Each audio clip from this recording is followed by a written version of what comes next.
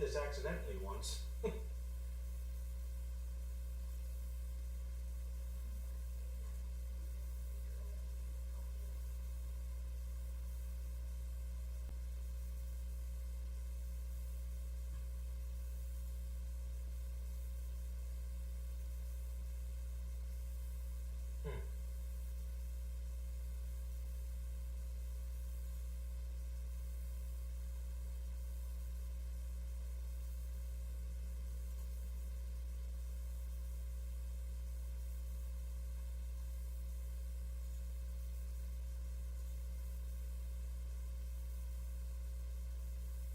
Well,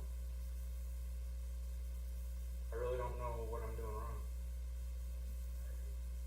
Yeah, it says it's going, but I don't.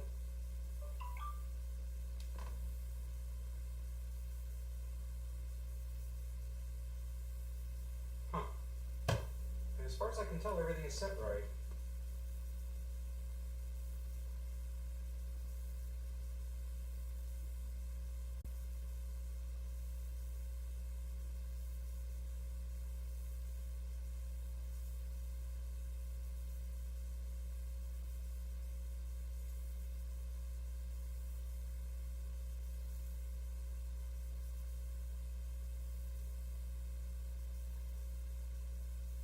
Do you see anything?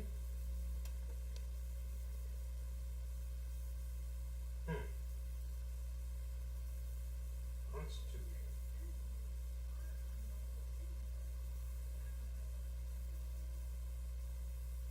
Oh, okay. So you see my slate that says live? Yeah. Hello, hello. Apologize for the delay, everyone. It's just a lot of settings to look at. You can probably hear me, and I'm assuming you see a full screen graphic that says Upstream, which is what I think I should be broadcasting. And before I switch to video, I think I'll just kind of wait here, and we're going to improve the audio situation. I'll just go ahead and tell you, while I'm kind of waiting my way through this, that when I was on television live, there was literally an entire crew making this right. Making sure that you can hear me and see me. The crew is me, so there's going to be a little bit of a learning curve, a couple of speed bumps. I think that everything looks right, that you can hear me. And in fact, I can yell across to the other room to ask my wife if she can hear me. Okay, good. So that's a thumbs up. Anyway, so yeah, there's going to be some issues with audio. There's going to be, it's quite possible that when I switch to actually seeing me, that the audio may not match my lips. And that's a setting too. And we're going to wait our way through this. And there might be some lighting issues. In fact, I know of one right now. So hang on just 1 second, and this is going to be kind of rude, but I'm going to take the microphone off and set it on the desk.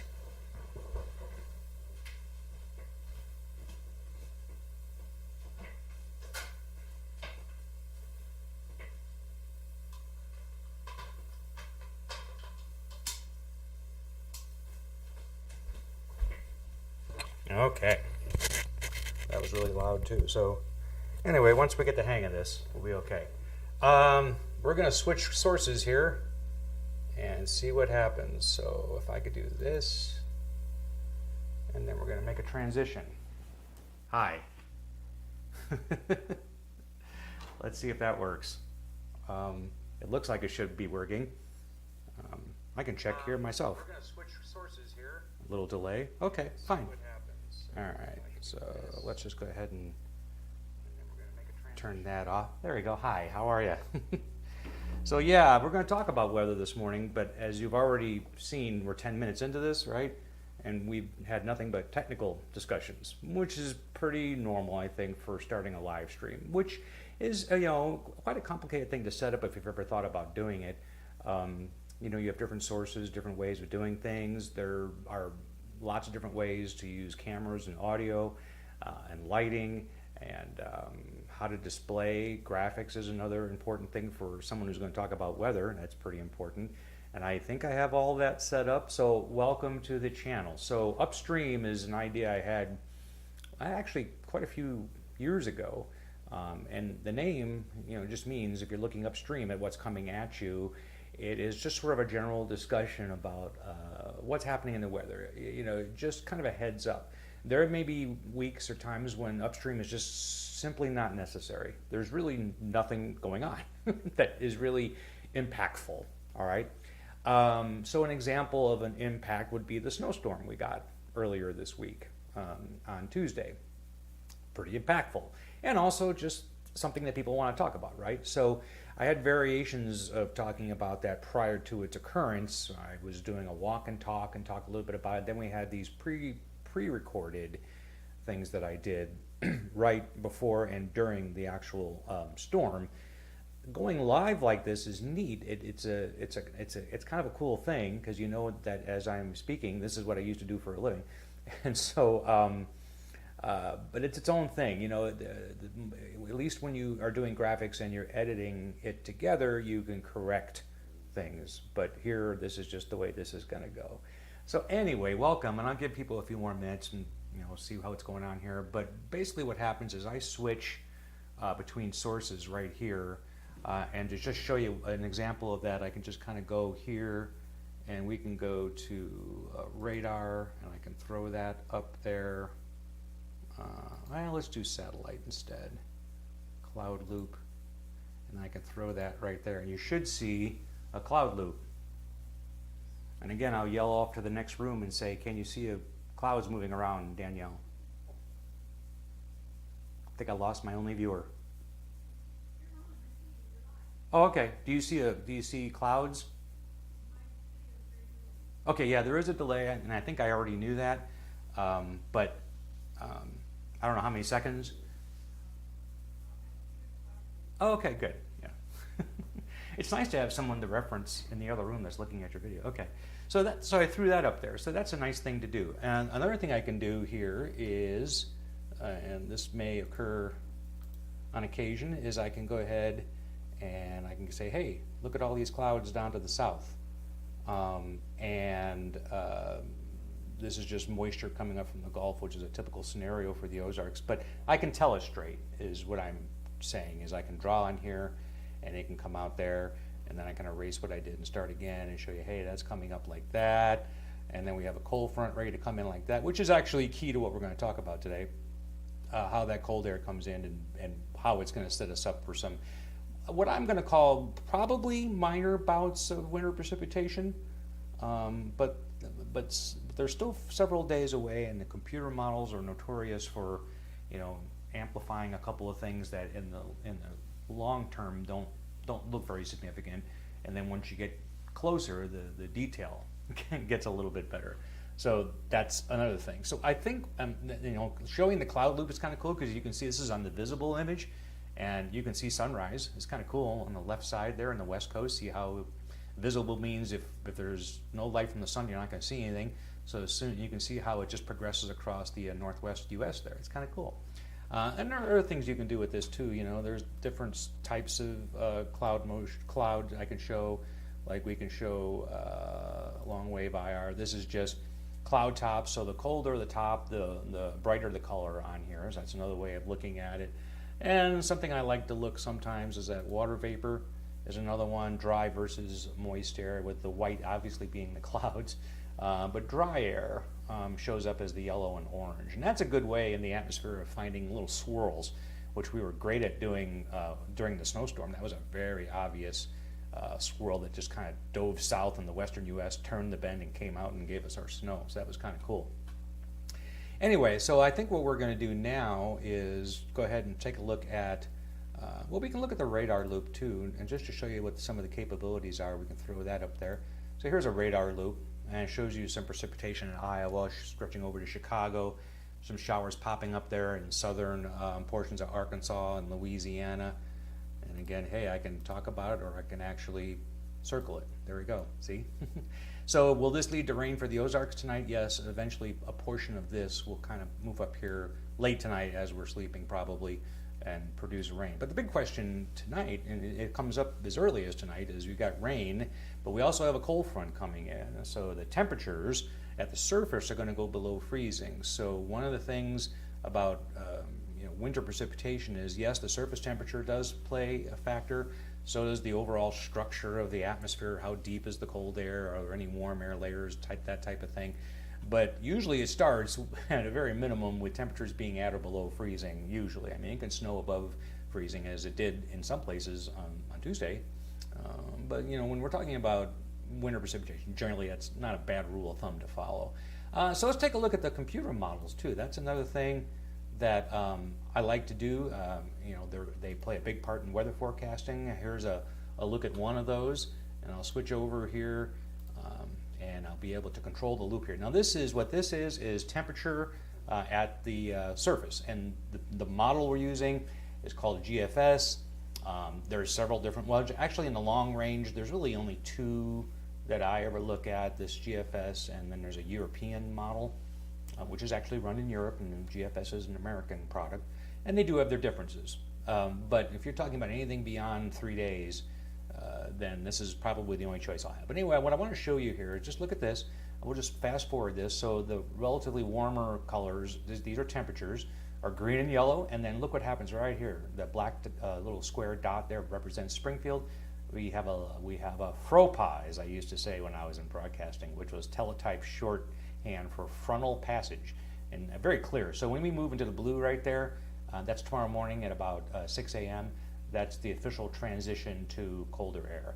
And as I move this forward, and I'll stop right about there, that's Monday morning, and we'll take a look at the telestrator here.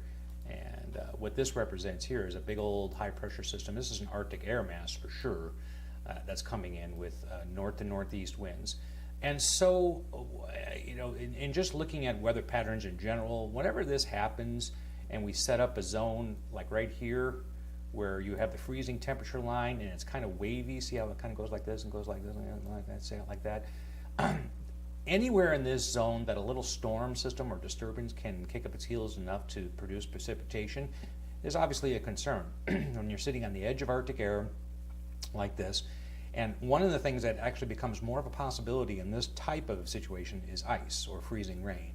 And that's a little bit of an issue here. I wouldn't say I see an ice storm per se. And if I did, I'd probably shift it more to our south and southeast. And we're kind of on the edge of this in the cheap seats watching. But a little bit of ice is all you need. Unlike snow, which I think most people can handle a lot more ice. Nobody wins in ice. It might be pretty on the trees, sure, like the snow was on Tuesday and Wednesday morning especially. But ice is just ugh, who wants it? Anyway, and this is one way to look at data. You're just simply looking at temperature and just patterns of weather, basically. Computer models are a good way to look at that. And if you just watch, here's Tuesday morning. See, we're still kind of on the edge. With blue being below freezing, that white line is actually the freezing line, I don't know if you can see that. And then toward Wednesday and Thursday, it becomes a little more iffy for the Ozarks, and actually there's a surge of southerly winds here on Wednesday, which bring us back into warmer conditions. And then that freezing line drops back over our heads again, maybe temporarily on Thursday. So it's kind of, we're just kind of on the edge. And it doesn't mean anything unless there's something to produce the precipitation, and there are several waves. But we can look at that. We don't have to stick to temperature. We can go to precipitation type, okay? And so we look here, and this is just, you can see tonight's approaching showers. See the outbreak of green right there, showing, precipitation developing right there. And then as we go forward a little bit more, here's where it starts to get a little gray. See the purplish color? That's the computer model trying to tell you we have mixed precipitation of some kind.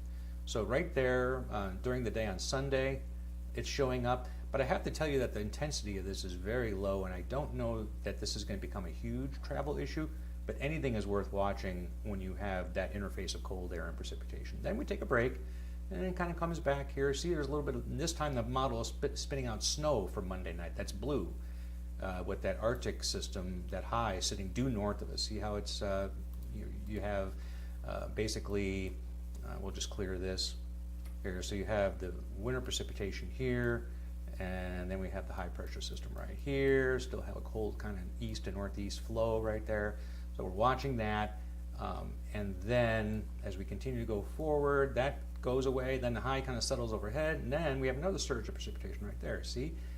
Again, the intensities on these are not really impressive, but it's just good to know that you have little opportunities. Now here's where that warming occurs later in the week, but even there, parts of the Ozarks are still kind of spitting out some snow there. It's going to be kind of hard to judge that, and this is too many days away to really be able to call the ball on precipitation type. That's Thursday right there. And then there's even another little wave Thursday night. See that one?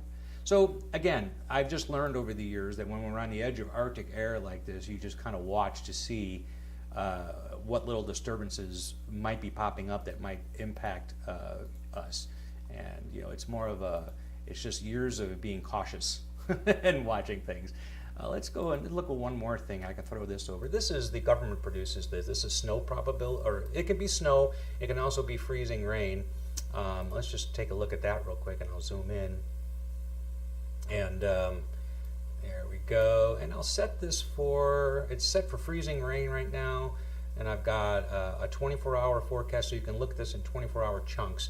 So if you look here, for instance, what you're seeing here is the probability of freezing rain accumulation greater than 1/100 of an inch from Saturday night to Sunday night, basically. And you can see there's the blue is 40% possible. And then we can just move this in 24-hour increments for now. So that's from, well, let's go right here, actually. This is from Sunday morning at 6 a.m. to Monday morning. Eastern Ozarks, not a great probability, but enough to notice. And this is good for identifying patterns, which is what I say a lot. Sometimes the actual maximum is maybe not as important as where it's placed. And then in through here, see how we're just kind of in that band of, yeah, it could happen. Then the blue shows up there in Oklahoma. That one is Sunday night through Monday night, and then another 24-hour chunk. See how Arkansas is kind of maybe in the bullseye a little bit more, but southern Missouri is not completely out of it.